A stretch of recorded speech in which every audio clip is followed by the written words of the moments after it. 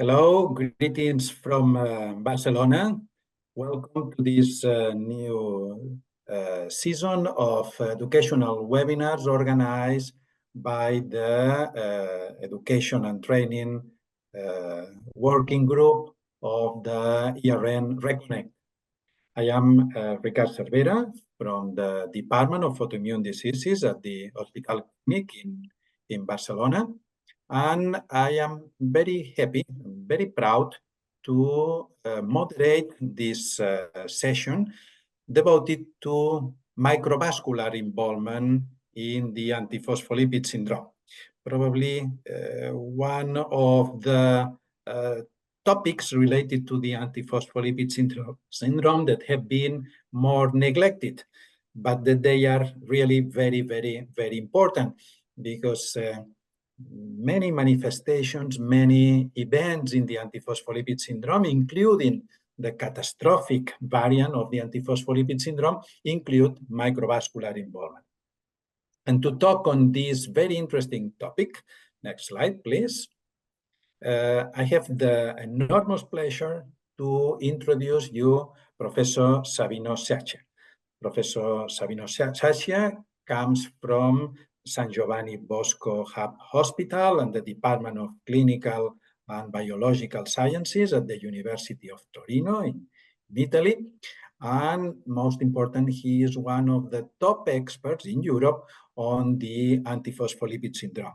So really, I am very sure that we are going to learn a lot on this complex variant of the antiphospholipid syndrome, the microvascular involvement. Before giving the podium to Professor Sciascia, may I give you some housekeeping instructions. Remember that this webinar will be recorded and will be published in the website of the ERN-Reconnect. And remember that we want also your participation, your active participation in this webinar. By means of questions, you can put these questions either in the questions and answers option in the Zoom or in the chat also of the Zoom system. And we will address these questions to the speaker after the presentation. So, without anything from my side, I am very happy to give the words to Professor Savino Sciascia. Savino, the podium is yours. Good afternoon, everyone. Good morning or good evening, wherever you will see or whenever you will see this presentation. Thank you all for sharing with me and Professor Cervera this time, and with all the ERN and Reconnect family. Talking has been anticipating about one of the key clinical problems when taking care of antiphospholipid syndrome.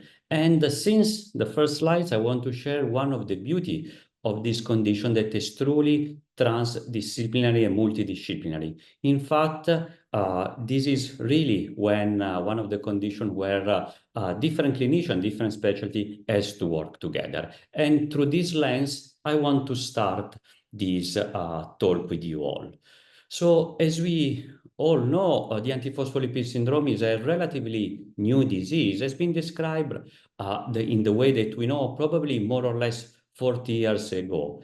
And what we know after years of research that is probably considered now one of the most common acquired thrombophilia.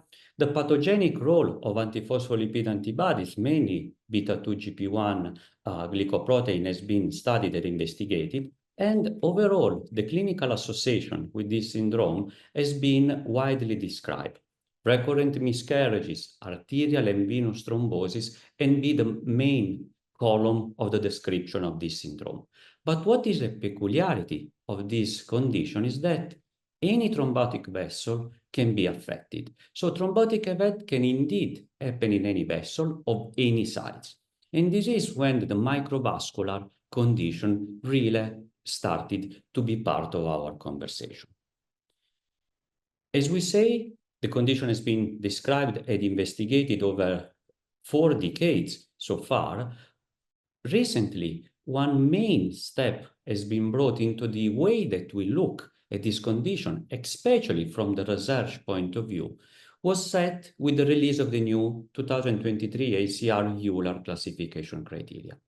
Among other advantages of this criteria, one was very important. They put into the conversation the importance of the microvascular domain. In fact, when working together in order to define, especially from a research perspective, because these are the aim of classification criteria, along with the known macrovascular venous and macrovascular arterial and the obstetric complication of the syndrome, a stress, a focus has been put on the microvascular. And this is one of the main added value of the use of this classification criteria. So let's say that also from the perspective classification point of view, is very timing now to focus even more on these sides of the syndrome. When focusing in directly into the microvascular, we can see that we can either suspect one of these involvement or prove mainly through imaging or histopathology. These manifestations are being listed in the classification criteria that we know they shouldn't be used for diagnostic purpose, but they might guide the clinical reasoning when thinking about which manifestation should be linked or not with the presence of antiphospholipid antibodies.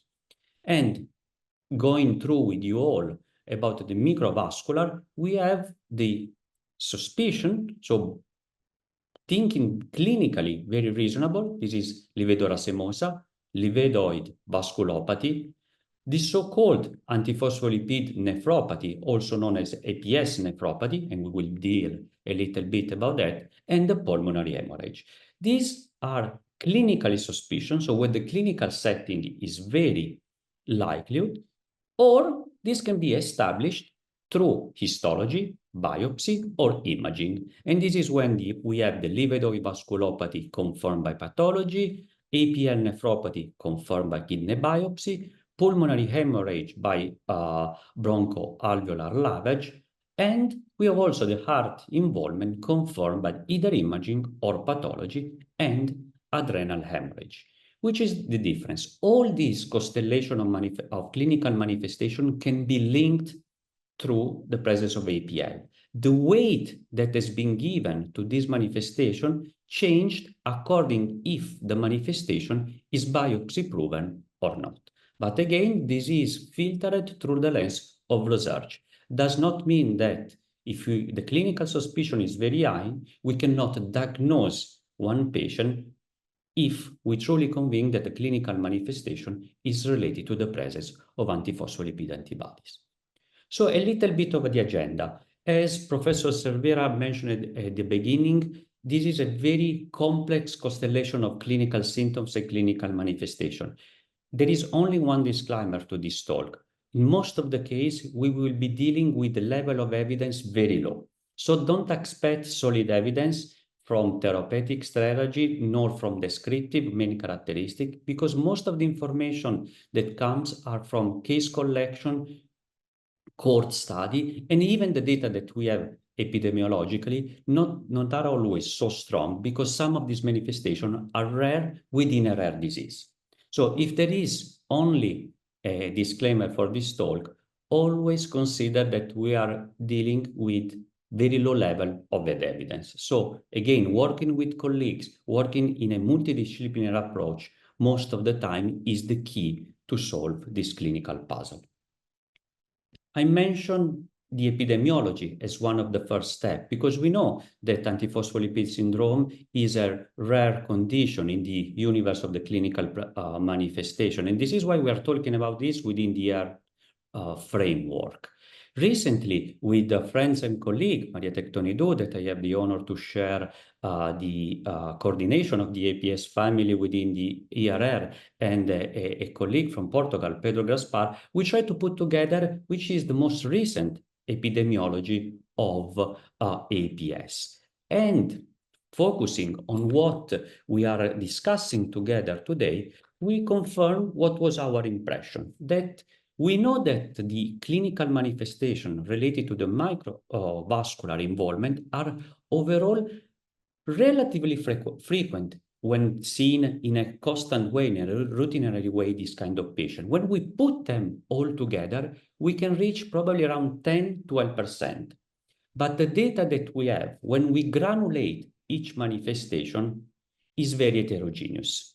The cohort that Ricard Cervera already led in the data dating back 2002 was probably one of the most solid evidence that we have in that sense, that when we are thinking about microvascular biopsy proven, we have up to 12%. When going through different other cases, this data has been confirmed, and these are the data from 22, and mirrored in different way according to the definition that we use. Which is the take-home message? That if we see a patient that is high clinical suspicion of APS, never neglect to consider also the microvascular involvement, because this can be present in up of 10–12% of our patient. Let's go together through the main manifestation. And skin, kidney, lung, adrenal hemorrhage, and the heart will be the main focus, because these are those mirrored in the classification criteria. When thinking about the skin, we know that the livedo reticularis is often present in our patient with APL. Sometimes this is the clinical manifestation that make us think about testing for antiphospholipid antibodies in a patient. Even the definition between livedo reticularis and livedo racemosas sometimes can be challenging. In most of the time, livedo racemosa is more irregular and is defined as more broken patch in terms of discoloration and the ring when compared to the livedo reticularis per se. As we say, is frequent and has to also be considered as associated with thrombosis, especially arterial thrombosis. And this has been proven in different cohorts. And again, to transform the clinical observation into the clinical message, always remember this association, arterial event and skin manifestation when assessing a patient with APS. And is also known that this association, especially when we are thinking about the cerebrovascular manifestation between livedo reticularis and stroke, is also known as Sneddon syndrome. Much more rare, but much more clinical challenge when compared to the livedo reticularis is the livedoid vasculopathy. And this has been stressed in the new clinical classification criteria for APS. Usually starts with erythematous or purpuric papules. Most of the time, patients don't come at this stage, but see the physician when these lesions are already at the ulcer step. Usually as well defined, might cluster together as in the picture that I'm sharing here with you. Usually might have punctuate telangiectasis around the margins, and in most of the time, when they come to the attention of the rheumatologist, of the attending physician, there are different stages of different lesions in the same area. Most of the time, they happen to occur on the lower limbs, and they can evolve very slowly, up to 3 to 4 months, sometimes leaving a skin damage that also known as atrophy blanche. That is the resolution of this lesion in up to 2/3 or 70% of the case. When sharing our experiences, Giovanni, Bosco, we put together a clinic with our dermatologists where we are dealing with complex situations such as the livedoid vasculopathy. Managing this condition indeed requires a multidisciplinary approach, and this is what also one of the main message that when we are discussing within the ERN-Reconnect as any other end we want to stress. Different approach, multidisciplinary approach has to be the key, because we have to take care of the pain in this condition. We have to involve also different healthcare professionals, at least in Italy. Expert in wound care comes from the nursing team. Reducing the risk of infection is very important. And when thinking about this manifestation, I also learned from our dermatologist colleague that smoking cessation might be also an added value when considering the approach. You will see this cartoon very often in this presentation because, again, if the question is how we treat this condition, we are dealing in open water where sharks are out there, because most of these conditions, as you say, they are rare. Most of the reports that we find are case report. And of course, we are always aware that when we try to publish, usually there is a positive bias because we are more prone to publish when things goes well rather than the opposite. So always keep this in mind when going through the few information that I might give you from the perspective of therapeutic. Again, no randomized control trial, even in the livedoid vasculopathy outside the field of APL. There is an agreement that when a thrombophilic status, including APS, anticoagulation at the top of other dermatological approach should be considered.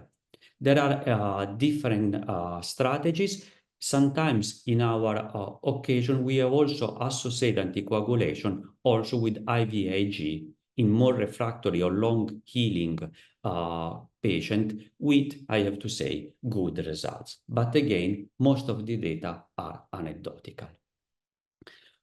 Another skin manifestation related to the microvascular involvement is ulcerative lesion. They are again very rare, probably up to 5–6% of the APS patient. Again, they are very long term in terms of healing and much more complex when compared to other. Of course, the differential diagnosis with venous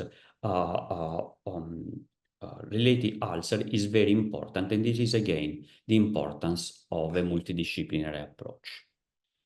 What is sometimes very scary and clinical challenging and be part oftentimes of the most severe manifestation of the syndrome, like the catastrophic syndrome, is the cutaneous necrosis. This is the picture taken from our collection of a patient that attending our division not so many months ago. The differential diagnosis is multiple. Sometimes we also have to consider additional thrombophilia, because sometimes the association of APL and other hypercoagulability state might be the trigger. This kind of lesion can be also put in differential diagnosis when started vitamin K antagonist, and especially in patients, again, with the deficit of specific anticoagulation. And has also been described that the association of multiple factors, hypertension, contraceptive use, infection, might be the trigger for both CAPS or also cutaneous necrosis alone.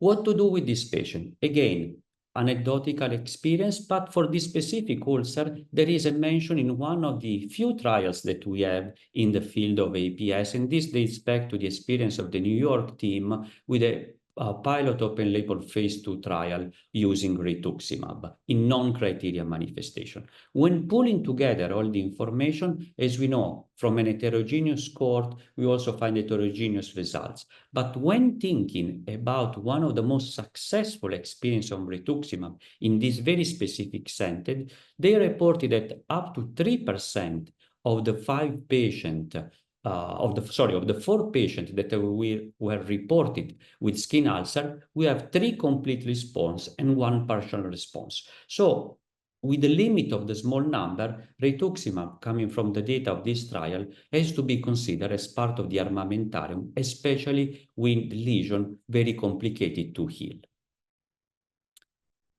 Moving to another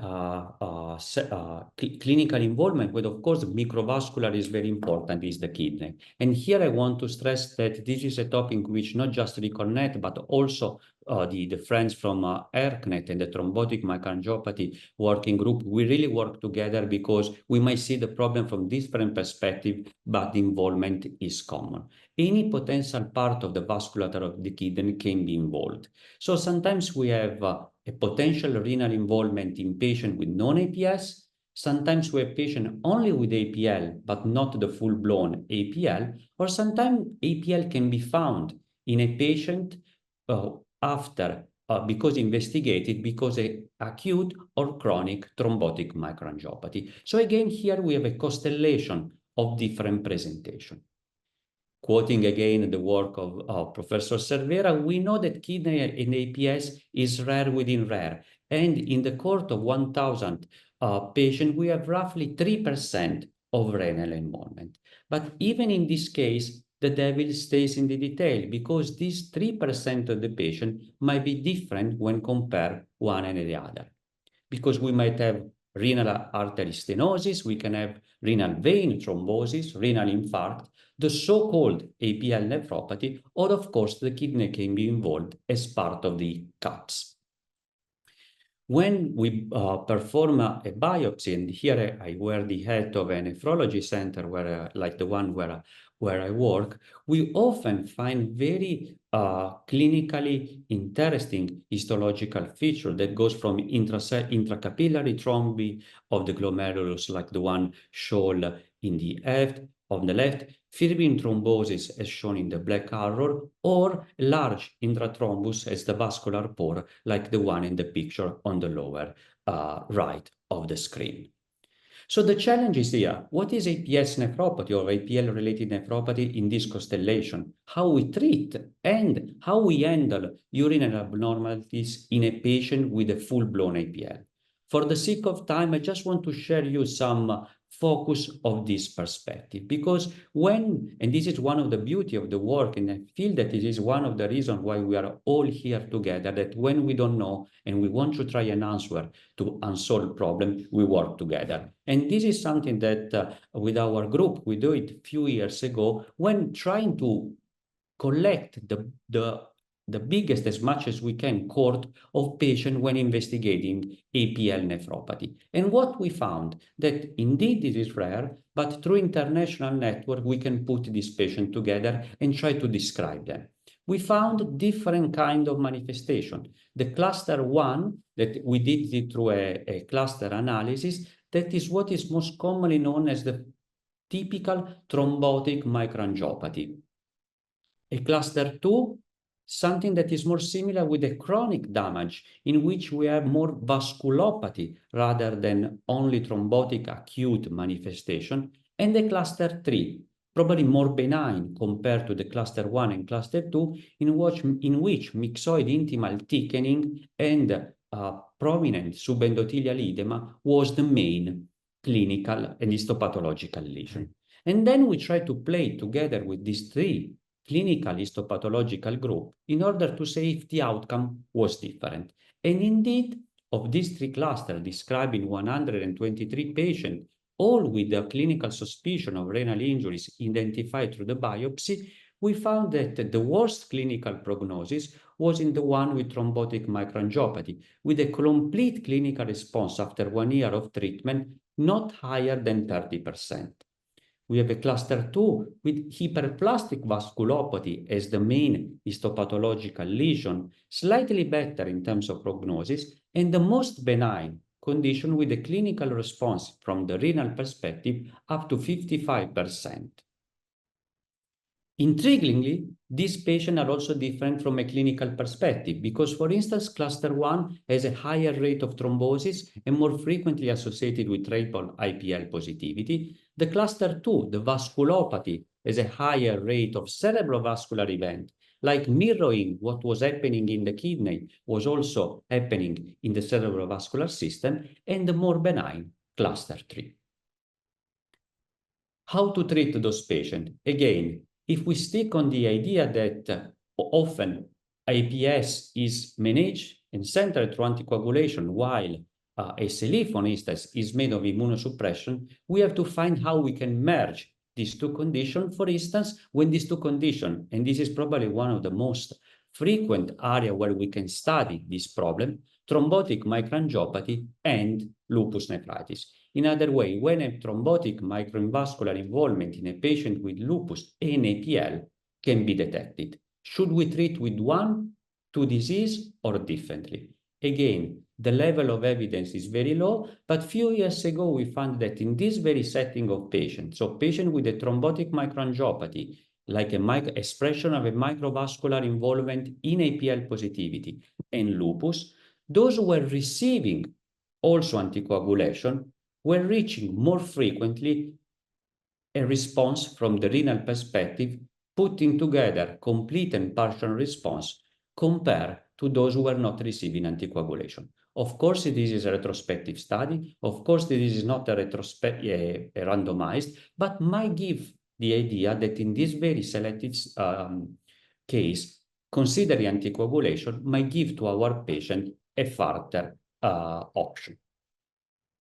Urinary abnormalities. Again, this might probably require another talk in a different setting, but this is very common in finding a patient with a stable disease who might represent urinary abnormalities. And I have to give credit to the work that we share with the University of Brescia and Liala Moschetti. We're trying to emphasize that this patient exists and never assume that urinary abnormalities in a patient with APS has to be necessary APL related, because when going through the biopsy of those patients, we found interestingly different clinical presentation: nephritic syndrome, isolated urine abnormalities, and nephrotic syndrome.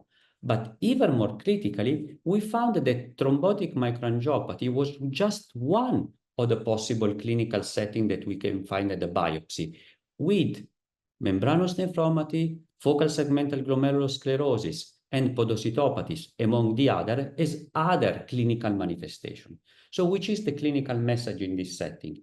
Perform a kidney biopsy might provide the clinician additional information to guide the treatment of the patient, and never assume that renal involvement has to be necessary only APL related, because this can impact on the way we treat those patients. And clinically, we might have some clue. For instance, APL nephropathy patient at the onset have a higher level of serum creatinine, but lower level of proteinuria, because, for instance, proteinuria was more often a presentation in membranous nephropathy.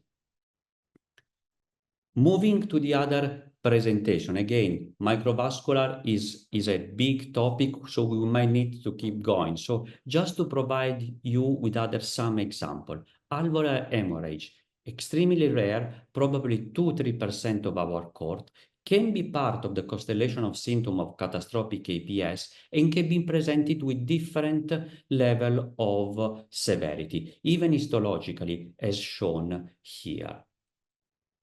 Where these data come from? There are recent systematic review of the literature in order to point out and collect together different experiences. This one, coming from the Mayo Clinic group, pointed out some of the main key of this presentation. 219 patients, very heterogeneous clinical history, up to 74% of them with a previous thrombosis. Half of them were already anticoagulated at the time of the alveolar hemorrhage. Here I wanted to stress the outcome. There were up to half of them relapsed after 6 years and half of them at 1 year. And the mortality in this condition is still very high, 30% of 1 year, 50% of 5 years. So it's rare, but still represent a clinical challenge and an unmet needs in way of homogenize the way we treat this patient.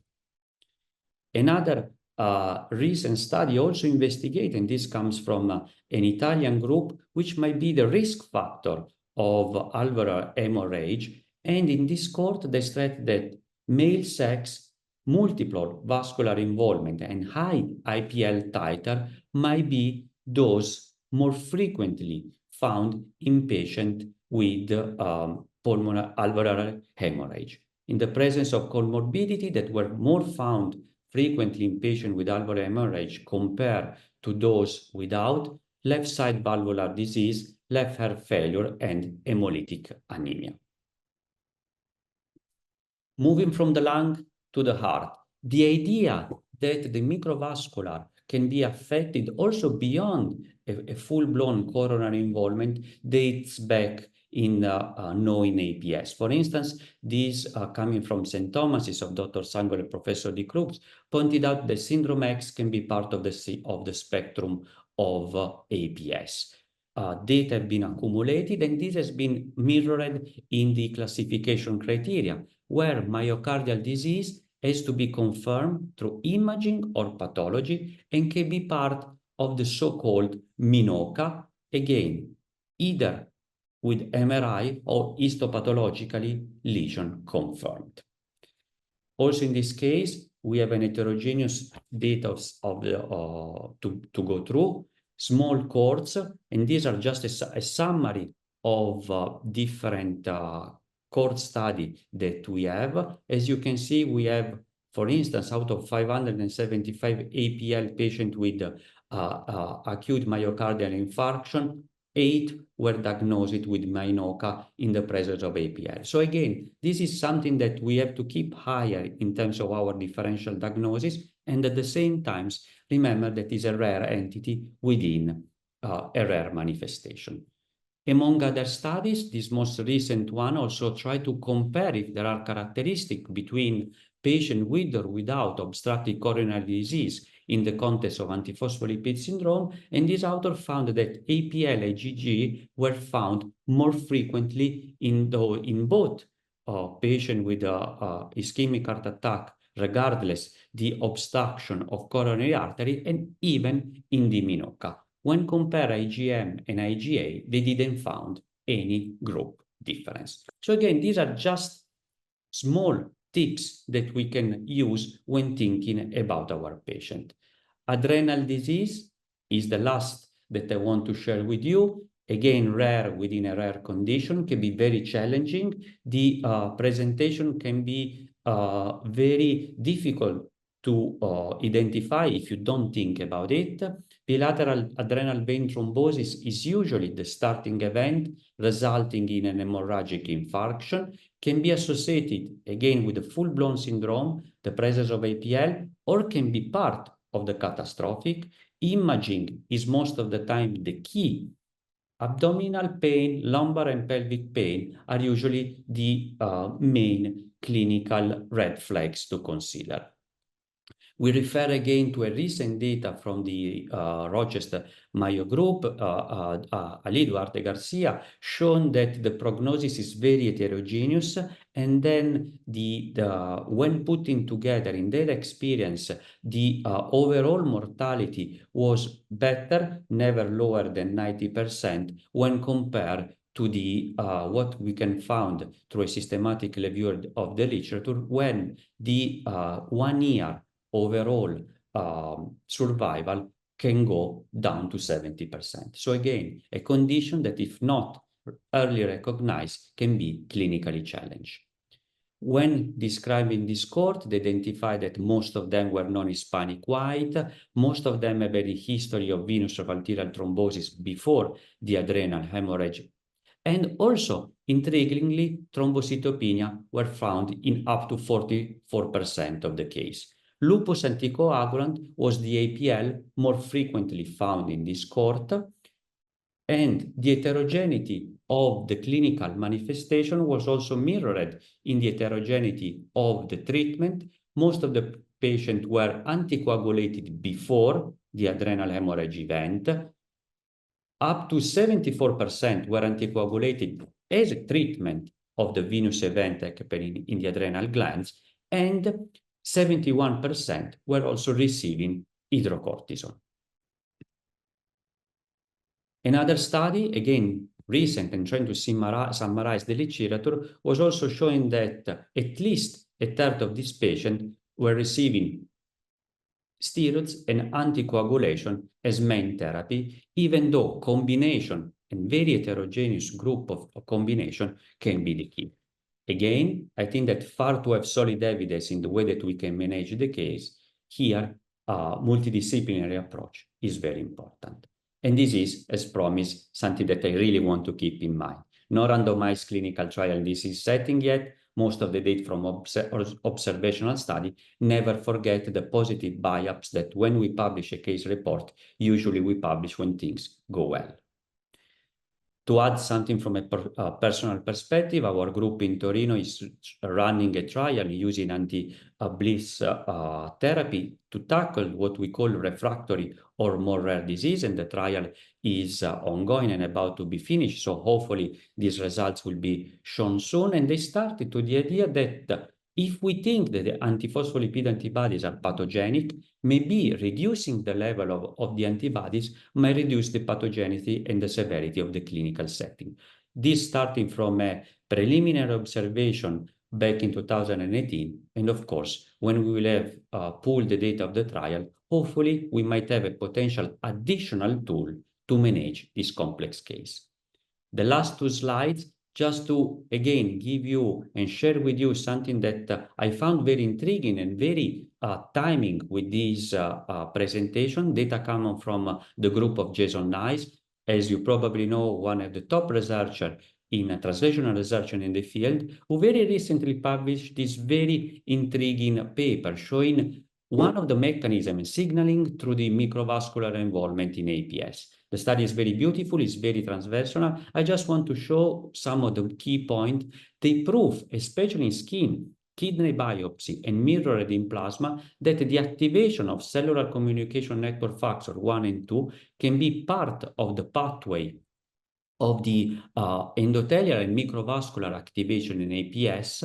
And what is very interesting that they move this from the cellular model to the mouse model, showing that potentially targeting one of these molecules can be the key, maybe in the future, to treat this severe complication. And with this glint of the very new data from the international collaboration, I really want to stress that these patients, even though they are rare, they might represent and still represent a clinical unmet need, because altogether might be up to 10% of our cohort, so deserve a very specific attention. And moving to the end, if I'm here sharing with you, is because I'm sitting on the top of giants. Ricard is one of those, but all the family of both ERN-Reconnect and, as I say, also the ERK-net from the thrombotic microangiopathy. I want specifically thank my co-traveler in this journey, coordinating the APS working group, Silvia, Giovanni, and Maria, and of course, all the people in Torino, because if I'm here sitting with you all, means that someone is doing the clinical job right now. So thank you very much. Thank you very much, really, Savino. As I was saying at the beginning, I was sure that we were going to learn a lot and to enjoy a lot on this webinar, and certainly you did a marvelous job. We learn a lot, and also we enjoy with the way that you presented this data. So my most sincere congratulations, and thank you very much. And now, just remember to those people that are attending this webinar that we want the active participation of everybody, and we have through two channels to do this active participation. On one side, you can use the chat in the bottom bar of the Zoom, and also you can use the question and answers also at the bottom bar of the Zoom. So please use these applications in order to, these tools, in order to make the questions, and I will transfer these questions to Savino. Before putting some questions, because we are already receiving some questions, I wanted to ask you a question regarding something that we, with the late Ron Ashelson, did many years ago, some 30 years ago. You know that we coined the term catastrophic antiphospholipid syndrome to stress the importance of patients having this microvascular involvement, but in a devastating, in a catastrophic way, presented severe clinical manifestations in a very short period of time. But together with this catastrophic variant, we also saw some patients that presented just maybe single organ involvement or two organs involvement in a not devastating way with just microvascular involvement. And then we coined the term microvascular antiphospholipid syndrome that encompasses the catastrophic and other non-catastrophic patients with just microvascular involvement. But in addition to this, there are patients that present both macrovascular, arterial and venous thrombosis, plus microvascular, maybe with livedo or maybe with kidney involvement, in addition to other thrombotic events. Have you been able to see of these, let's say, approximately 12% of the patients who present with microvascular involvement, which is the percentage of patients who present just microvascular involvement, including the catastrophic antiphospholipid syndrome, and how many patients presented both the classic macro involvement, venous arterial thrombosis, plus microvascular involvement. That's a very good point, and it is something that it was really tried to discuss and address in the discussion, the paper of show. The short question is, we don't have solid data to say how much this is truly the case, because sometimes organ-specific manifestation might be not tested and screened for APL, so there is probably an under-diagnosis in this setting. So, for instance, and also going through the question, making that a very good point of Professor Cutolo, we don't know how much of abnormalities that can be detected with the capillaroscopic are overall APL positive, unless these are not followed prospectively followed in a center. So the point is that those 12% is granulated with some association. For instance, we know that skin manifestations are more frequent in patients with arterial disease, but it's very difficult to go the other way around. Similarly, I can say from kidney involvement, we don't have very good data in say how many of thrombotic microangiopathy without a previous known full-blown APS might be APL positive. So the very good question is that we need more data. The ERK-phospholipid can work on that. APS action is work on that. ERN-Reconnect, probably through the registry that has been and will be launched soon, can really help to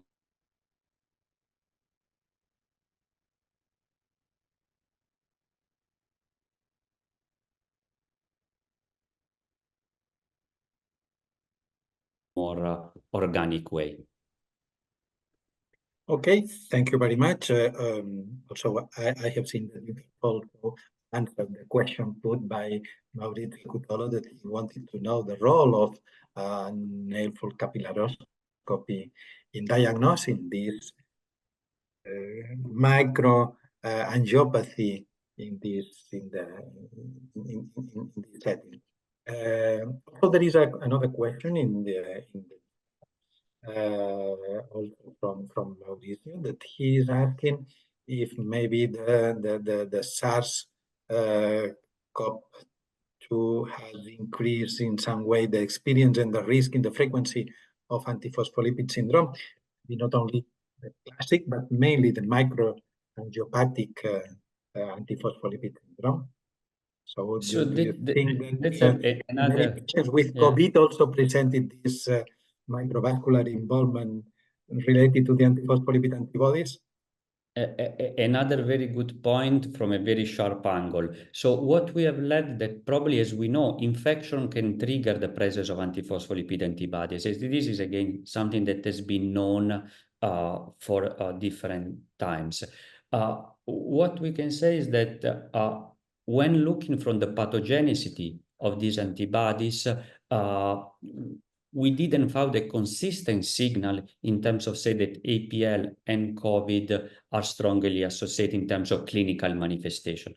There are also data coming from the group of Professor Meroni in Milan showing that domain 1 antibodies are less frequently found in infection-related patient in which we can find APL compared to the full-blown APS patient. So definitely there is a link, as we know, in triggering the production of antibodies, but probably these antibodies from the immunologic point of view might be different, and the multifactorial induction of these antibodies might be the key rather than just the induction and the presence, of these antibodies. So can be associated, but probably difficult to really link the clinical manifestation yet.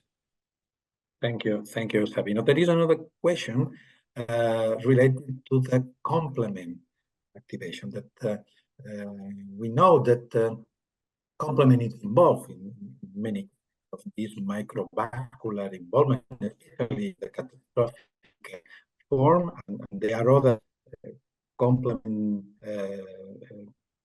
diseases or complement-related diseases that also manifest with microvascular involvement. What is the role? What do you think is the role of complement, and maybe also the possibility to target complement as a treatment for this microangiopathic disease with anti-complement therapies, with eculizumab and others? I think that is definitely the rationale is very strong. We have an anecdotal experience, especially when thinking about the use of eculizumab, especially in patients with kidney involvement. There is a discrete group of patients treated with kidney involvement. This is also coming from our experience, so we have used firsthand. Not enough data to intentionally support as a first line, but it seems that all the microvascular and glomerulopathies are looking at the complement as the next big kid in the blocks. So probably in the future, we will have not just the very strong rationale that comes from solid data that we have about complement activation in APS as a whole, also from the obstetric perspective, but probably we will move and we will have data from moving the rationale to clinical setting. So it's very exciting to have finally something that can be potentially trialed in APS. That's very good, and we know that there is a trial ready to start on specifically on anti-complement therapy in patients with the antiphospholipid syndrome. So we have great expectations on the complement pathways. And again, related to treatment, there is another question from Beatriz Mendes that I probably also wanted to make a little bit more extensive. She is asking on the treatment of alveolar hemorrhage, the acute setting. And actually my question was that many patients with microvascular involvement present both thrombosis and hemorrhage. Patients with alveolar hemorrhage, patients with adrenal hemorrhage, patients even with thrombosis in the brain, presenting with hemorrhage. And this is really a challenge because treatment of thrombosis requires anticoagulation, and in a patient with an acute hemorrhage, this is really a problem. So that's one of these. Houston, we have a problem that it's very important to discuss. So what is your way to address this terrible situation of the combination of hemorrhage and microthrombosis in an acute setting? If the question comes to you, of course, I don't have any assumption to have a better answer than the problem itself. I really think that there is no any magic recipe to one bullet fit all the situation. Working with hematologists to find the best way to anticoagulate the patient. And sometimes in this very challenging condition, the center of Turin has been historically always considered a very early in the therapeutic algorithm, the use of IVIG, because they may represent, rather than immunosuppression per se, an immunomodulatory approach that can help you, especially in this situation, by sometimes stabilize the patient. And this can give you a little bit of at the top of well-conducted anticoagulation, the time to stabilize the patient and eventually plan the next step.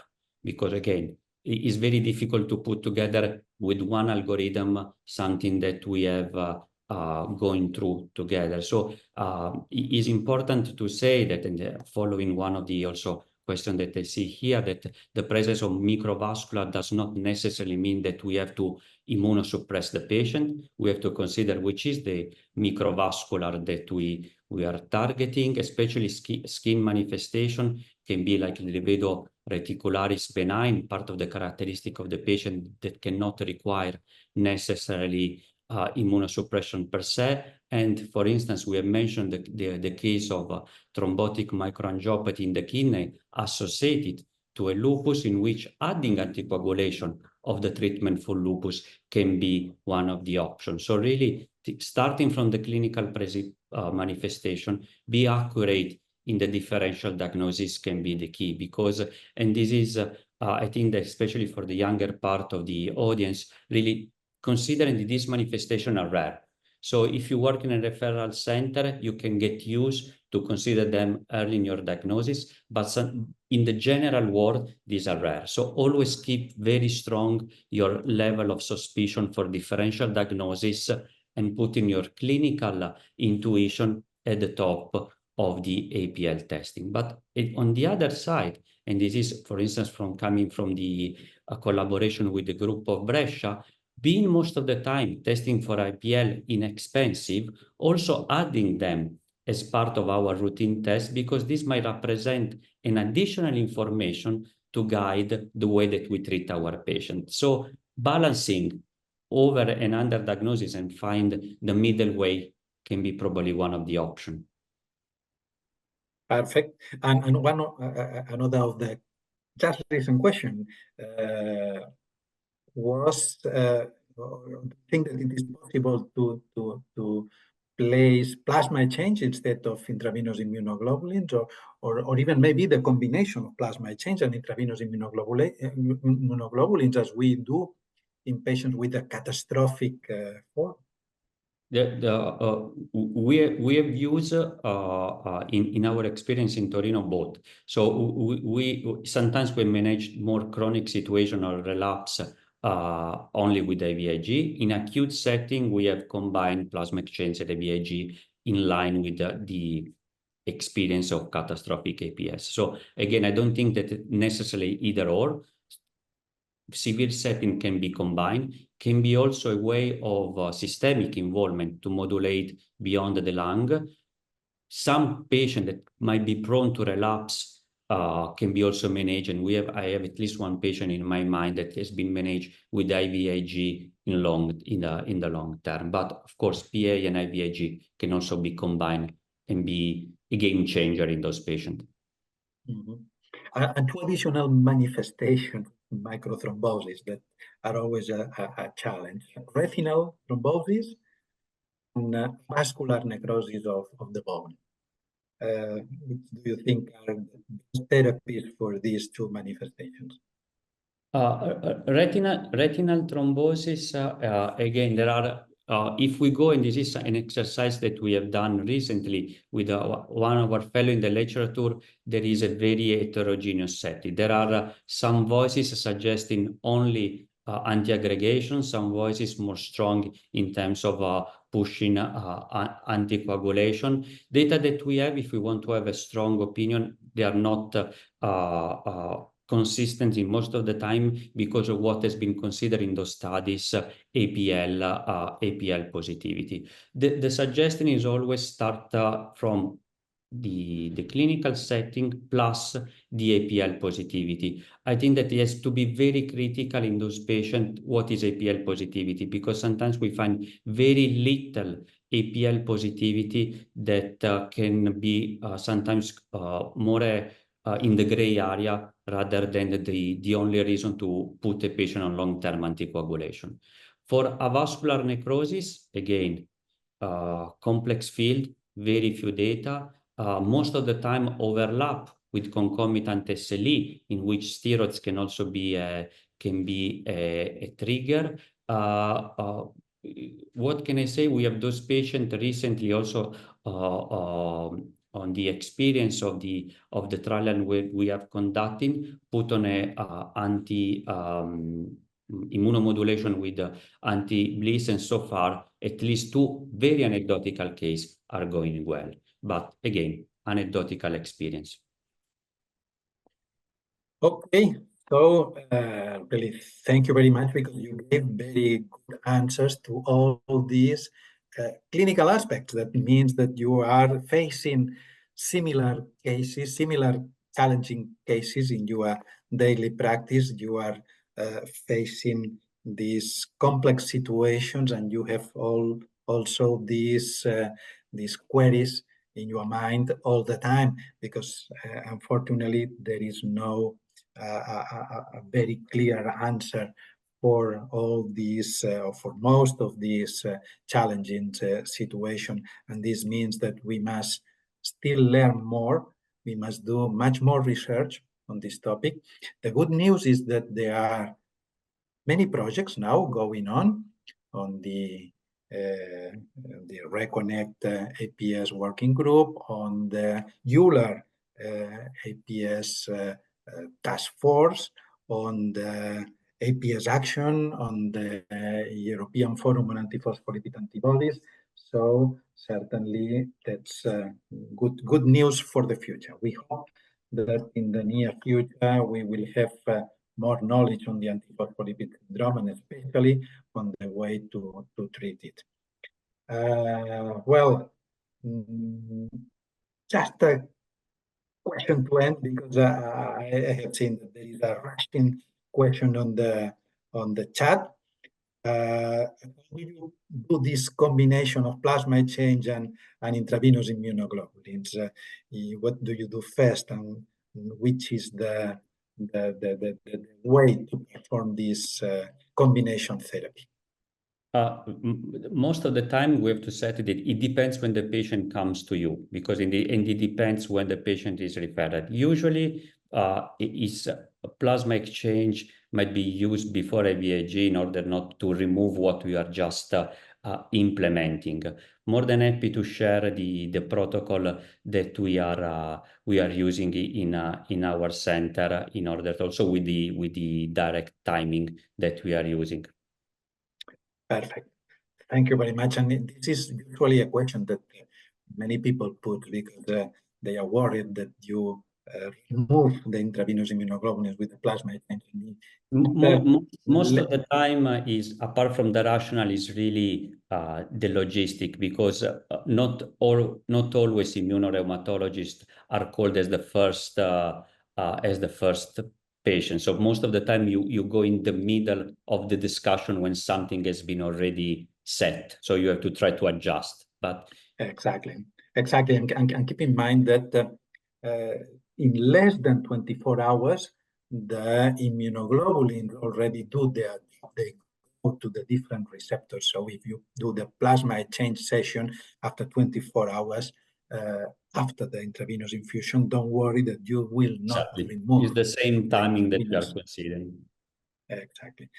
Okay, again, thank you very much. Thank you very much for this webinar, and especially thank you very much for all your hard work that you are doing in all these APS world, the projects that you have done, the projects that you are now leading, and we certainly hope that this will be good news for our patients very, very, very soon. Thank you very much, everybody, for attending this webinar. This webinar in a few days will be already in the ERK-net website, and could be seen. And please inform all your colleagues that have not been able to attend today live, and hopefully we have a spreading of this webinar to many, many, many people. Thank you very much again, and again, greetings from Barcelona.